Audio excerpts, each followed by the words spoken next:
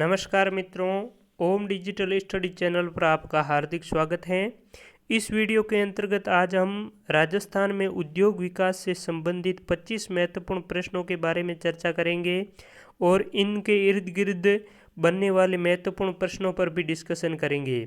उद्योग विकास के क्रम में ये दूसरा वीडियो है। पार्ट फर्स्ट के अंतर्गत हमने 25 इम्पोर्टेंट प्रश्नों के साथ में उनके आसपास जितने भी महत्वपूर्ण सवाल बन सकते थे उन पर चर्चा की थी। इस पार्ट 2 के अंतर्गत उद्योग विकास और करंट की महत्वपूर्ण योजनाओं के साथ में करंट के कुछ आंकड़ों वाले प्रश्नों पर भी डिस्कशन करेंगे जो कंपटीशन एग्जाम में बार बार पूछे जा रहे हैं। आपसे एक और निवेदन है कि इस वीडियो को अंत तक देखिए और स्वयं भी इन प्रश्नों के उत्तर देने की कोशिश कीजिए ताकि आपको ये प्रश्न लंबे समय तक याद रहें। प्रश्नों की ओर बढ़ते हैं। पहला प्रश्न है, Chambal fertilizers and chemical industries स्थापित हैं। ऑप्शन शिवदासपुरा, कपासन, गड़ेपान, रावत फाटा। तो इसमें ऑप्शन सी सही है। चंबल फर्टिलाइजर्स और केमिकल इंडस्ट्रीज गड़ेपान कोटा में स्थित है। यह रासायनिक खाद बनाने का कारखाना है और गैस पर आधारित निजी क्षेत्र का राजस्थान ही नहीं भारत का सबसे बड़ा रासायनिक खाद बनाने का कारखाना है। राजस्थान की बात करें तो राजस्थान में रासायनिक खाद बनाने के 2 कारखाने हैं, एक चंबल फर्टिलाइजर्स गड़ेपान कोटा का और दूसरा है राजस्थान राष्ट्रीय केमिकल्स एंड फर्टिलाइजर्स। ये किस जिले में स्थापित किया गया है? तो ऑप्शन है चित्तौड़गढ़ जिले के कपासन में, कोटा जिले के गड़ेपान में, हनुमानगढ़ जिले के रावतसर में, भीलवाड़ा जिले के कोटड़ा में। तो इसमें ऑप्शन ए सही है। राजस्थान राष्ट्रीय केमिकल्स एंड फर्टिलाइजर्स को चित्तौड़गढ़ जिले के कपासन में स्थापित किया गया है। अगला सवाल है, जयपुर जिले में मानपुर माचेड़ी को विकसित किया गया है। ऑप्शन ए सॉफ्टवेयर कॉम्प्लेक्स के रूप में, बी चमड़ा कॉम्प्लेक्स के रूप में, सी हार्डवेयर कॉम्प्लेक्स के रूप में, डी हैंडीक्राफ्ट कॉम्प्लेक्स के रूप में। इसमें ऑप्शन बी सही है। जयपुर में मानपुर माचेड़ी चमड़ा कॉम्प्लेक्स के रूप में विकसित किया गया है। सूती वस्त्र उद्योग के लिए अधिकांश कच्चा माल राजस्थान के निम्न जिलों से प्राप्त होता है। सूती वस्त्र उद्योग के लिए प्रमुख कच्चा माल की बात करें तो कपास सूती वस्त्र उद्योग का प्रमुख कच्चा माल है और यह किस जिलों से प्राप्त होता है? तो ऑप्शन है भीलवाड़ा एवं अजमेर, गंगानगर एवं हनुमानगढ़, कोटा एवं झालावाड़, कोटा एवं बूंदी। तो इसमें ऑप्शन बी सही है।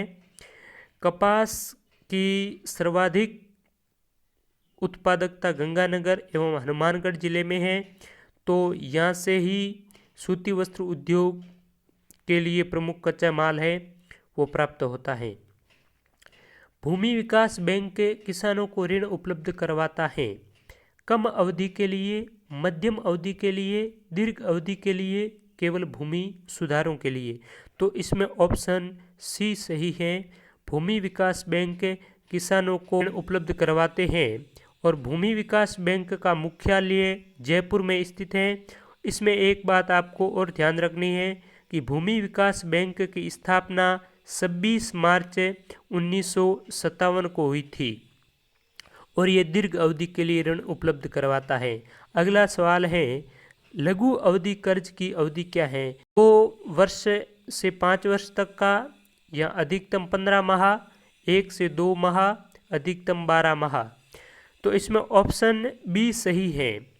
लघु अवधि कर्ज की अवधि अधिकतम 15 माह होती है, यानी कर्ज की 3 अवधि होती है, 3 टाइम पीरियड होता है। एक लघु अवधि, दीर्घ अवधि और मध्यम अवधि। तो लघु अवधि की बात करें तो लघु अवधि में अधिकतम होता है 15 माह और मध्यम अवधि की बात करें तो मध्यम अवधि में 15 माह से 5 वर्ष तक का कर्ज दिया जाता है और दीर्घ अवधि में 5 वर्ष से 15 वर्ष तक के लिए ऋण दिया जाता है।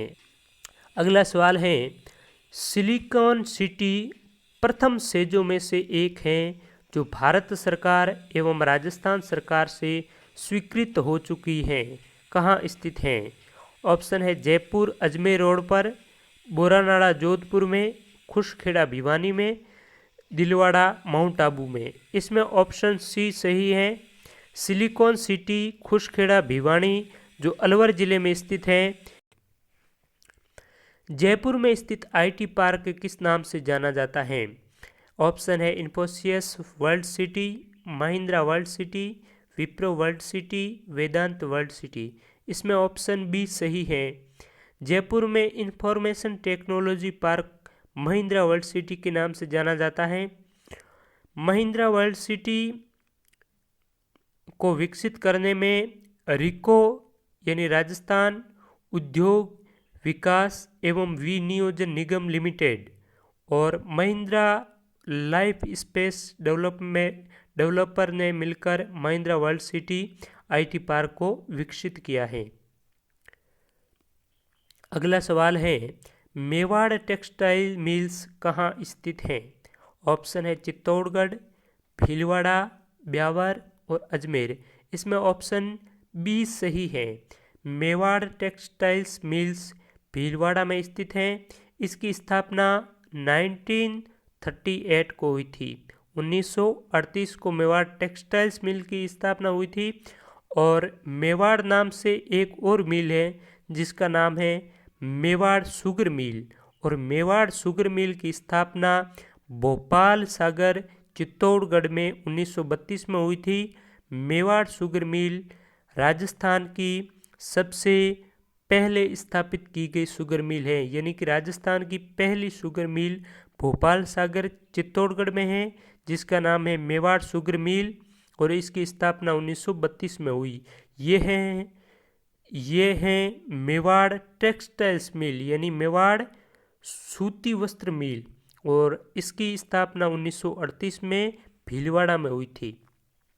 और ये भी पूछा जाए कि राजस्थान में सबसे पहले सूती वस्त्र मिल की स्थापना कब हुई, तो सबसे पहले राजस्थान में सूती वस्त्र मिल की स्थापना हुई थी 1889 में। सेठ दामोदर दास ने ब्यावर में स्थापित की गई थी जिसका नाम था दी कृष्णा टेक्सटाइल्स मिल। अगले सवाल की ओर बढ़ते हैं। राज्य में बीड़ी उद्योग के प्रमुख केंद्र हैं राजगढ़, तिजारा, बस्सी, बनेड़ा, ब्यावर, टोंक, तिजारा, थानागाजी, सेवर, मंडलगढ़, टोंक, बस्सी। इसमें ऑप्शन बी सही है। राज्य में बीड़ी उद्योग के प्रमुख कारखाने बनेड़ा, ब्यावर और टोंक में हैं। टोंक की म्यूर बीड़ी विश्व प्रसिद्ध है। इसके अलावा बनेड़ा है वो भीलवाड़ा जिले में स्थित है, और ब्यावर है वो अजमेर में स्थित है। औद्योगिक बस्ती और नगर क्षेत्र में कौन सा विकल्प असुमेलित है, यानी कि कौन सी औद्योगिक बस्ती किस नगर क्षेत्र में स्थित है, इसमें से कौन सा विकल्प है जो गलत है? ऑप्शन पहला है सांबर साल्ट लिमिटेड जयपुर में, सही है। Rajasthan drugs and pharmaceuticals limited Jaipur में, ये भी सही है। The high technical precision glass works Dholpur और शेमकोर ग्लास इंडस्ट्रीज भरतपुर। इसमें ऑप्शन डी है वो गलत है, यानी कि इस प्रश्न का उत्तर डी है क्योंकि बाकी सभी सही है। सांबर साल्ट लिमिटेड जयपुर में स्थित है जिसकी स्थापना 1964 में हुई थी। Rajasthan drugs and pharmaceuticals limited Jaipur में स्थित है जिसकी स्थापना 1978 में हुई थी, 1978। The high technical precision glass works ये धौलपुर में स्थित है, और इसकी चर्चा पहले भी हम कर चुके हैं पार्ट फर्स्ट में कि दी हाईटेक्निकल प्रिसीजन ग्लास वर्क्स शराब की बोतलों का निर्माण करती हैं, और ये दी गंगानगर शुगर मिल के अधीन काम करने वाली एक संस्था है। सेमकोर ग्लास इंडस्ट्रीज की बात करें तो ये भरतपुर में नहीं है। सेमकोर ग्लास इंडस्ट्रीज कोटा जिले में स्थित है, और ये सैमसंग टीवी के ग्लासों का निर्माण करती हैं, सेमकोर ग्लास इंडस्ट्रीज कोटा में। और भरतपुर की बात करें तो भरतपुर में सिमको वैगन फैक्ट्री है जो रेल के डिब्बों का निर्माण करती है।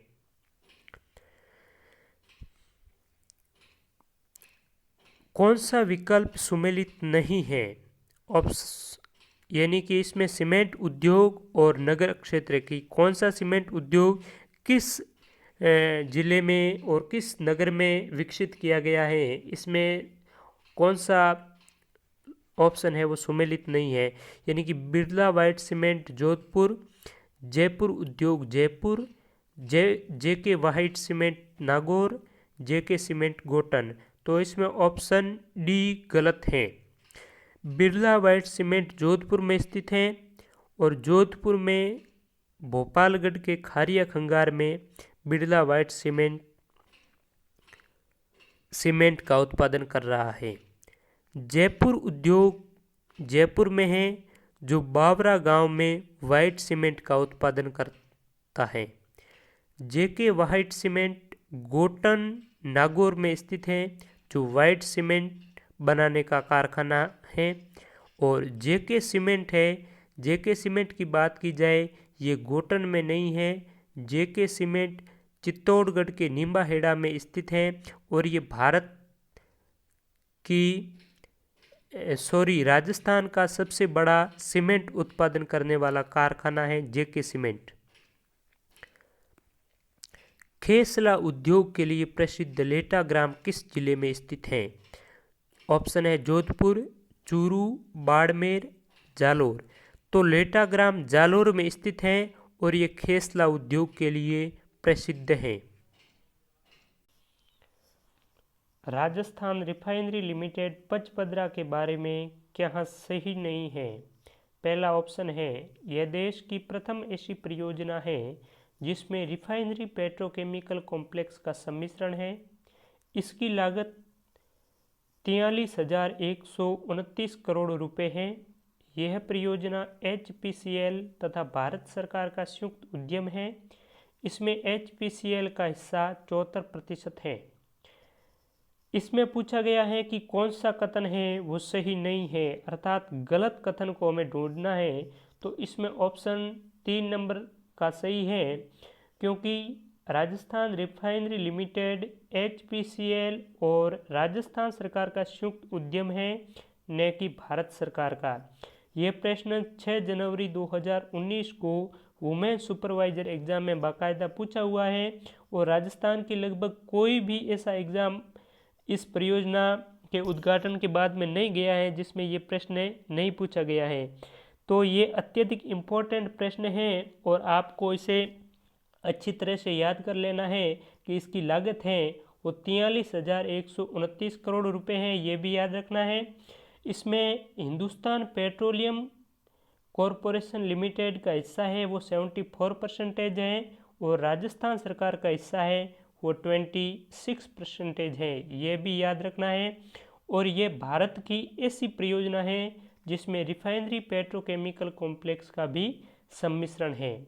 तो इसमें सही उत्तर है वो 3 नंबर है, HPCL और राजस्थान सरकार है, न कि भारत सरकार। राजस्थान का पहला मेगा फूड पार्क कहाँ स्थापित किया गया है? ऑप्शन है रूपनगढ़ अजमेर, ब्यावर अजमेर, किशनगढ़ अजमेर, भड़ला जोधपुर। तो इसमें ऑप्शन ए सही है। राजस्थान का पहला मेगा फूड पार्क 29 मार्च 2018 को रूपनगढ़ अजमेर में स्थापित किया गया और इसका उद्घाटन है वो केंद्रीय खाद्य प्रसंस्करण मंत्री हरसिमरत बादल कौर के द्वारा किया गया और इसकी कुल लागत है वो 113.57 करोड़ रुपए आई थी।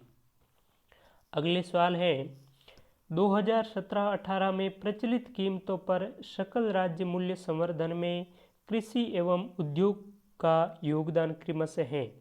तो इसमें ऑप्शन नंबर ए सही है। पूछा है प्रचलित कीमतों पर सकल राज्य मूल्य संवर्धन में कृषि और उद्योगों का योगदान।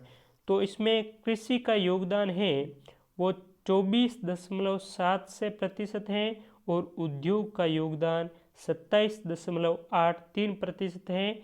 ये प्रचलित कीमतों पर है, यानी 2017-18 की प्रचलित कीमतों पर। अगर पूछा जाए कि 2011-12 की स्थिर कीमतों पर सकल राज्य मूल्य संवर्धन में कृषि और उद्योग का योगदान क्या है, तो इसमें ऑप्शन बी है वो सही होगा। स्थिर कीमतों पर पूछा जाएगा तो कृषि का योगदान स्थिर कीमतों पर है 26.61% और उद्योग का है 30.30%। तो स्थिर कीमतों और प्रचलित कीमतों को हमें ध्यान में रखना है। ये प्रश्न भी राजस्थान की कॉम्पिटिटिव एग्जाम में कई बार रिपीट हो चुका है। अगला प्रश्न है, राजस्थान में पहली बार ग्राम का आयोजन किस वर्ष हुआ? यहाँ ग्राम से तात्पर्य ग्लोबल राजस्थान एग्रीटेक मीट से है और इसका पहली बार आयोजन कब हुआ? ऑप्शन है 2016, 2017, 2018 या 2015। तो इसमें ऑप्शन ए सही है।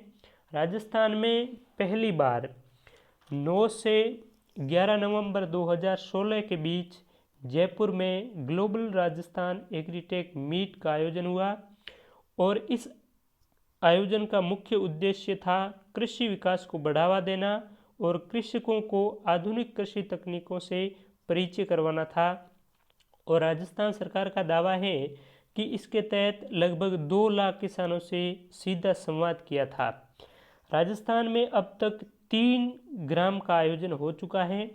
पहला ग्लोबल राजस्थान एग्रीटेक मीट 9 से 11 नवंबर 2016 में जयपुर में हुआ था।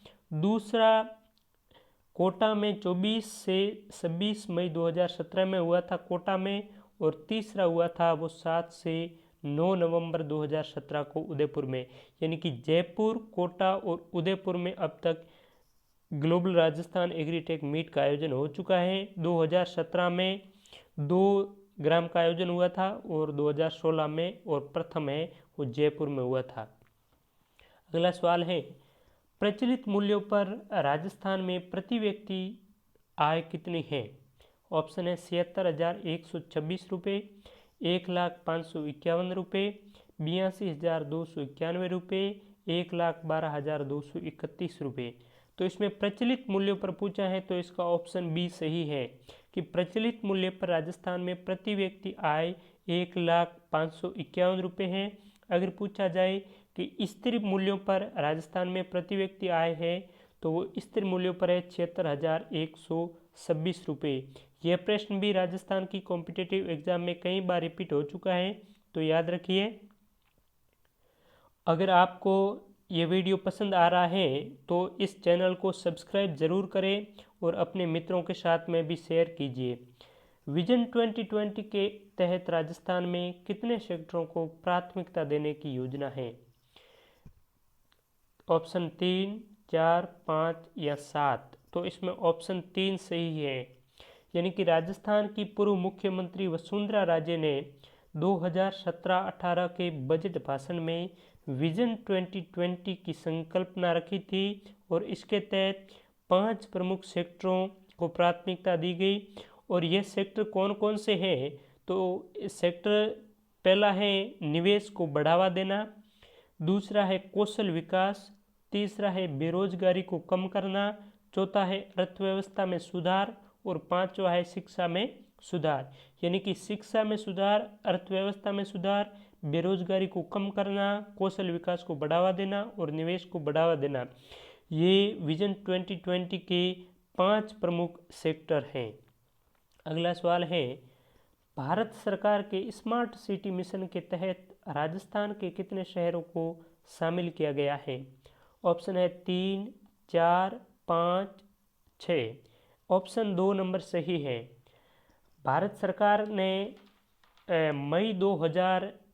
जून 2015 में स्मार्ट सिटी योजना चलाई थी और इस योजना के तहत टोटल 100 शहरों को शामिल करने का लक्ष्य रखा गया था, जिसमें राजस्थान के 4 शहरों जिसमें शामिल हैं जयपुर, उदयपुर, कोटा और अजमेर।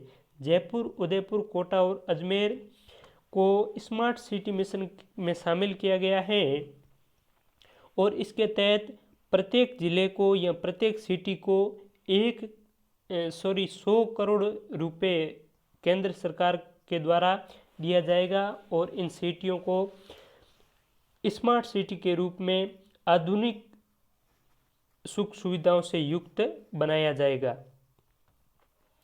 राजस्थान में एडीबी द्वारा वित्त पोषित परियोजना कौन सी है? एडीबी का मतलब है एशियन डेवलपमेंट बैंक, यानी एशियाई विकास बैंक द्वारा कौन कौन सी परियोजना है जो एशियाई विकास बैंक के द्वारा वित्त पोषित हैं? ऑप्शन है जयपुर मेट्रो रेल लाइन परियोजना, राजस्थान अक्षय ऊर्जा प्रसार निवेश कार्यक्रम, राजस्थान राज्य राजमार्ग निवेश कार्यक्रम। तो इसमें ऑप्शन डी सही है। ये तीनों ही परियोजना ऐसी हैं जो एडीबी के द्वारा वित्त पोषित हैं।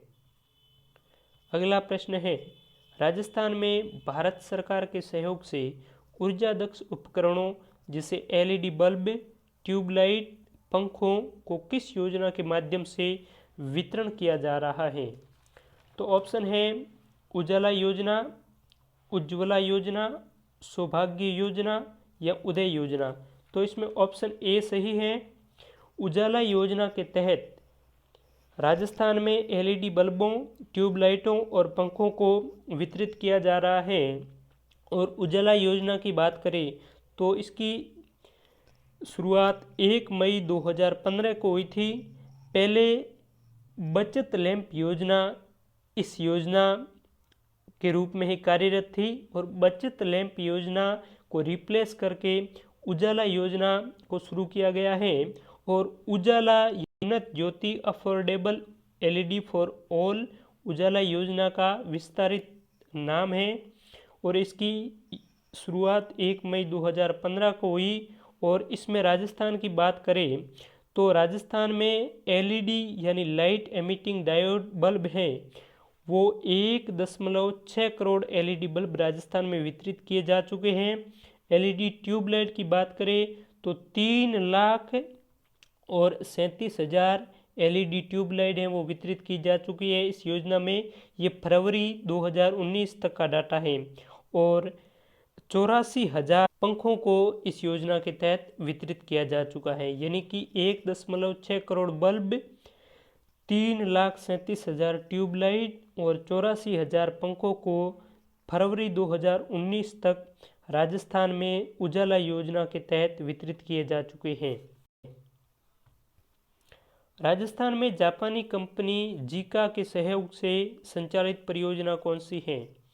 ऑप्शन है पहला है राजस्थान ग्रामीण जल प्रदाय एवं फ्लोरोसिस निराकरण परियोजना, राजस्थान वानिकी एवं जैव विविधता परियोजना फेज 2, राजस्थान जल क्षेत्र आजीविका सुधार परियोजना। तो इसमें ऑप्शन 4 नंबर सही है। ये तीनों ही परियोजना राजस्थान में जापानी कंपनी जिसका नाम है जीका के सहयोग से संचालित है और जीका का विस्तारित नाम है जापानीज इंडस्ट्रियल कॉरपोरेशन एजेंसी। और इसके वित्त पोषण से या इसके सहयोग से ये तीनों परियोजना है वो राजस्थान में संचालित है। और राजस्थान ग्रामीण जल प्रदाय एवं फ्लोरोसिस निराकरण परियोजना नागौर जिले में संचालित है जिसका मुख्य उद्देश्य है फ्लोरोसिस युक्त जल को मिनरल जल के रूप में परिवर्तित करके पीने योग्य बनाना। थैंक्स मित्रों, उम्मीद है कि आपको ये वीडियो पसंद आया होगा। अगर ये वीडियो पसंद आया है तो इसे लाइक ज़रूर करें, अपने मित्रों के साथ में शेयर करें और कमेंट के रूप में हमें प्रतिक्रिया भी ज़रूर साझा करें। धन्यवाद।